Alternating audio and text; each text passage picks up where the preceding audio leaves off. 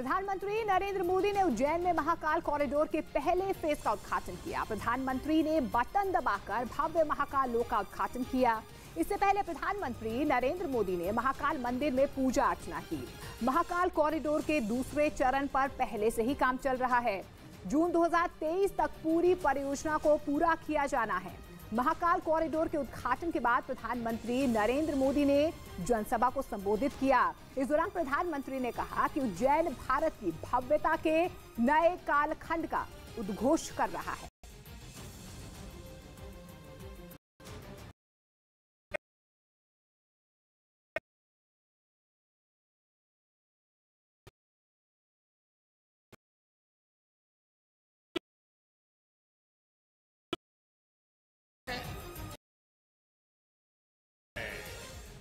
और ज्ञान ही शिव है।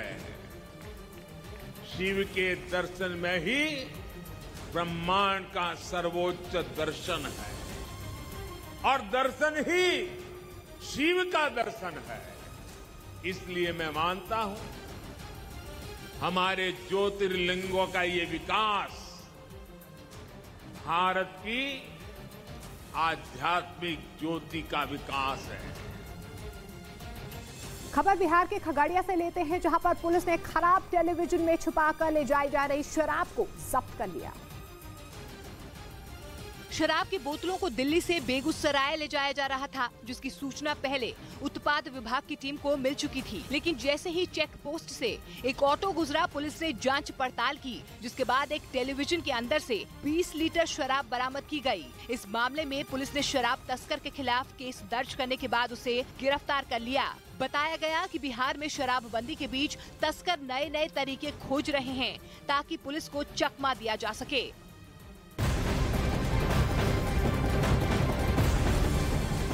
और इस बीच बहुत बड़ी खबर मुंबई से आ रही है, जहां पर मुंबई एयरपोर्ट पर 1 करोड़ से ज्यादा की कीमत का गोल्ड पकड़ा गया है। 2 यात्री गोल्ड को अंडरगारमेंट्स में छुपाकर ले जा रहे थे। दोनों यात्रियों को फिलहाल गिरफ्तार कर लिया गया है। बड़ी खबर आपको बता दें, मुंबई से यह बड़ी खबर है, जहां पर एयरपोर्ट पर 1 करोड़ से ज्यादा की कीमत का गोल्ड पकड़ा गया है। 2 यात्री गोल्ड को अंडरगारमेंट में छुपाकर ले जा रहे थे। दोनों यात्रियों को गिरफ्तार कर लिया गया है। तो 1 करोड़ 63 लाख रुपए का गोल्ड बरामद किया गया है। मुंबई एयरपोर्ट पर यह बड़ी कार्रवाई की गई है। सोना जब्त किया गया है। 2 गोल्ड तस्कर इस पूरे मामले में गिरफ्तार किए गए हैं।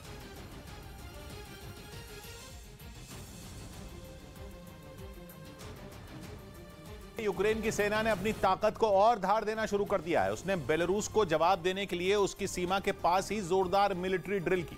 बेलारूस ने ऐलान कर दिया है कि वो अब रूस के साथ मिलकर यूक्रेन के खिलाफ जंग लड़ेगा। और उसी का जवाब देने के लिए जेलेंस्की के सैनिकों ने अपना दम दिखाया। यूक्रेन के सैनिकों ने बेलारूस की सीमा के पास ऐसा तगड़ा अभ्यास किया मानो वहां वो असली जंग लड़ रहे हों। घातक हथियारों से लैस जेलेंस्की के सैनिकों ने जंगलों के बीच नकली दुश्मन से मुकाबला किया। पैदल सैनिकों के साथ साथ टैंकों का भी इस्तेमाल किया गया। एक टैंक पर लगाई गई मशीन गन से ताबड़तोड़ गोलियां बरसाई गईं।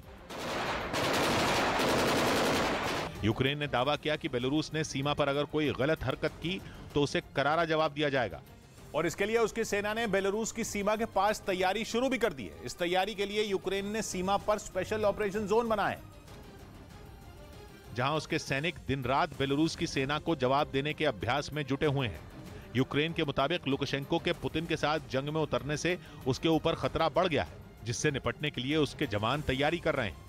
इस ड्रिल में यूक्रेन के सैनिकों ने वहां मौजूद कुछ गाड़ियों पर भी हमला किया, जिन पर Z निशान बने हुए थे। ये निशान यूक्रेन पर रूस के हमले के प्रतीक के तौर पर जंग की शुरुआत से ही चर्चा में रहे हैं। और ऐसे ही निशान बनी गाड़ियों पर यूक्रेन के सैनिकों ने गोलियां बरसाई। इसके बाद उन्होंने गाड़ी से उतरकर 2 ऐसे सैनिकों को बंधक बनाया जो दुश्मन बनकर उसमें बैठे थे। यूक्रेन के मुताबिक बेलारूस को सबक सिखाने के लिए उसके सैनिकों ने कमर कस ली है। IMF ने अर्थव्यवस्था के लिए अच्छे संकेत दिए। इंटरनेशनल मॉनेटरी फंड ने अनुमान जताया कि 6% से ज्यादा के ग्रोथ रेट के साथ 2023 में भी भारत की अर्थव्यवस्था सबसे तेजी से बढ़ने वाली अर्थव्यवस्था रहेगी। उत्तर प्रदेश के सोनभद्र में प्रशासन ने अवैध तरीके से बनाए गए कई मकानों को ध्वस्त कर दिया। बताया गया कि जिन मकानों को गिराया गया वो वन विभाग की जमीन पर बने थे। दिल्ली की टीम ने सैयद मुश्ताक अली T20 ट्रॉफी में मणिपुर को 71 रन से हरा दिया। दिल्ली ने मणिपुर को जीत के लिए 168 रन का टारगेट दिया था। और बड़ी खबर उत्तर प्रदेश के मुजफ्फरनगर से आ रही है, जहां पर इस बार करवा चौथ के मौके पर विश्व हिंदू परिषद ने अजीबोगरीब फरमान जारी किए, जिसके मुताबिक हिंदू बहू बेटियां दूसरे धर्म के लड़कों से अपने हाथों पर मेहंदी ना लगवाएं। इसके लिए विश्व हिंदू परिषद ने तैयारी भी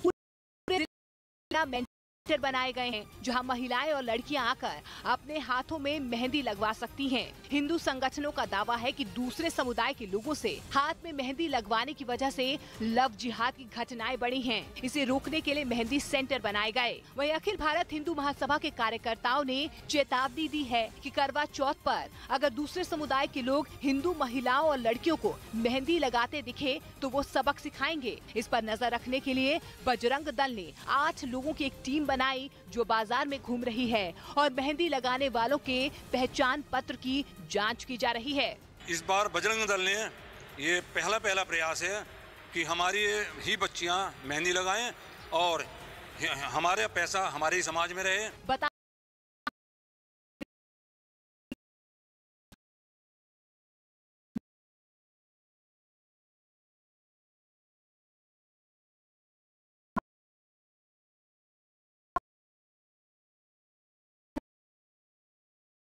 खबर आपको बता दें, उन्होंने अपने घर में अपनी पिस्तौल से खुद को गोली मारी है। बीड जिले के बीजेपी अध्यक्ष थे ये।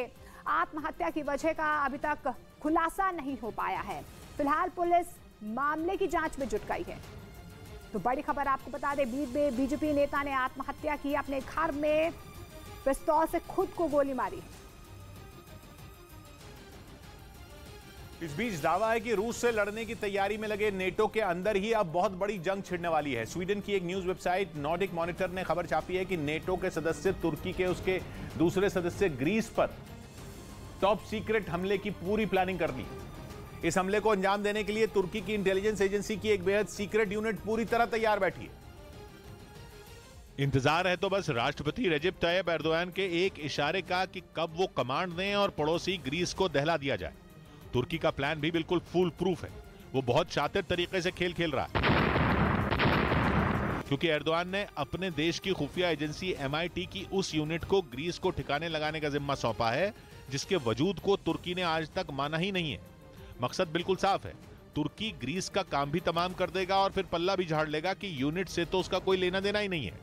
इसी बात ने नेटो तो क्या पूरी दुनिया के रोंगटे खड़े कर दिए हैं, क्योंकि तुर्की काफी वक्त से अपने पड़ोसी ग्रीस पर हमला